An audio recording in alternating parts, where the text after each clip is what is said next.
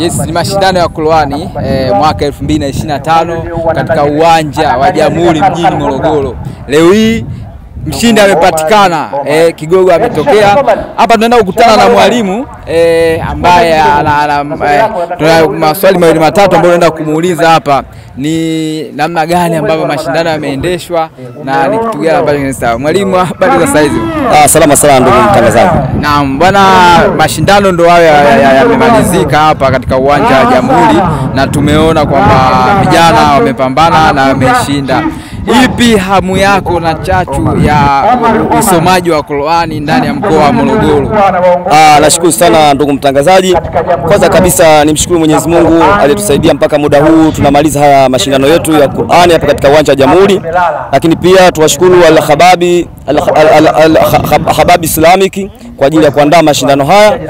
Nikija katika shauku, kwa kweli tunashukuru sana shauku ambayo inaonekana kisomo cha Qur'ani kilivyosomwa inakuwa ni chachu katika mkoa wetu wa Morogoro. Inaonekana kwamba Qur'ani inasomwa na kazi inafanyika ya kuhifadhi Qur'ani katika madrasa zetu. Ukiangalia mwitikio wa watu ambao wamefika hapa na ukilinganisha uwanja ni mkubwa sana, nasema watu ni wachache. Ni sababu hasa ni nini, au changamoto, tuseme changamoto ni ipi ambayo imefanya mwitikio wa watu kutokujaza uwanja? Nashukuru ndugu mtangazaji, nafikiri hii nimekuwa ni chachu kubwa sana kwa sababu watu hawatambui fadhila na umuhimu wa Qur'ani.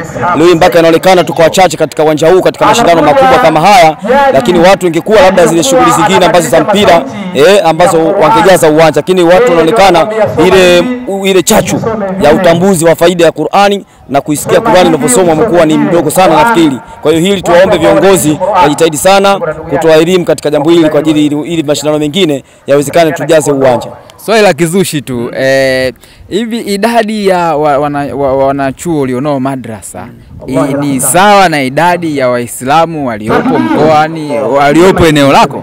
Kwa kweli haifanani kabisa.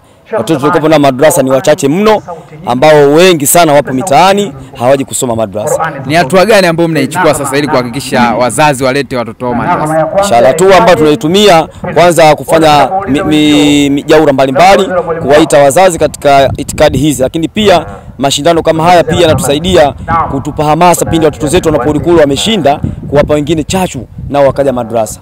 Hasani Mrisho, nitumia njia mbalimbali katika kuhifadhi Qur'ani. Kwanza natakiwa ujitume, uwe na jitihada na uwe na nia. Nilikuwa kila alfajiri nikimaliza kuswali lazima nisome Qur'ani kabla ya kulala, na mwezi wa Ramadhani nikimaliza kuswali tarawih lazima nisome Qur'ani. Maandalizi yako yalikuwaje kuelekea kwenye haya mashindano? Nilikuwa walimu wangu ananitolea maswali mengi, ananipigia mapande na wanatakiwa kujiamini, uondoe hofu. Tumekubaliana ili wafikie malengo, kwa sababu hata kwenye mazingira ambayo uliopo hapo. Unawashauri nini hasa? Nawashauri waipende dini, afikisha waipende na Qur'ani, maana kuna faida nyingi. Kwanza baada thawabu, afu nakuja unapendwa na watu jamii nzima. Napata scholarship kama mimi nilopata, zawadi nyingi. Usiulize swali. Nani ambaye anakupa nguvu zaidi hasa ya Qur'ani katika maisha yako kwa ujumla?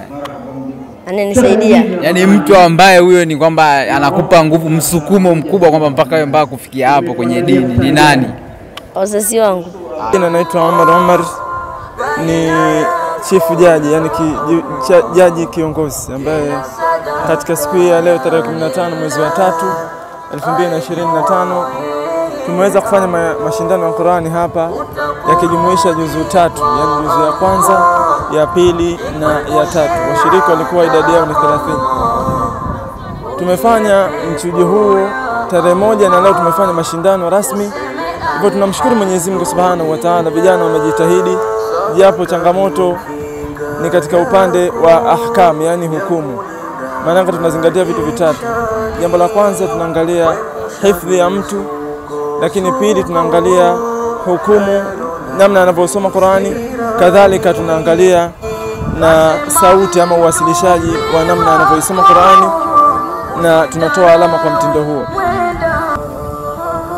Waweze kuwashajihisha watoto wao, asimuone kuwa mtoto hajashinda leo akamwambia tena, basi nilitegemea utashinda, basi usiende tena, au akamkatia tamaa. Hapana, ni siku tu zikibadilika. Kuna watu walikuwa wa kwanza katika mchujo lakini nao hawajaonekana.